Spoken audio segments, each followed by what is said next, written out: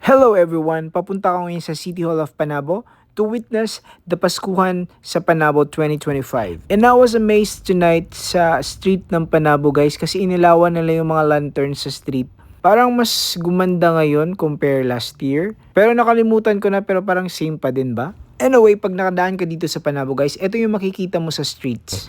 Paskong Pasko na talaga sa Panabo guys. And super traffic ngayon kasi may show doon sa City Hall and nag-aabang yung mga tao sa fireworks display nila. Dalawa yung fireworks dito sa Panabo right now, dito sa City Hall of Panabo and sa Seawall of Panabo guys. So diba super ganda dito sa Panabo. Ewan ko hanggang saan to. Pero eto yung pinakamagandang Christmas decoration dito sa Panabo City. Like habang nagda-drive ka papunta ng Davao, mapi-feel mo talaga yung spirit of Christmas, mawawala yung mga problema mo. And nakaka-amaze lang talaga yung mga ilaw guys.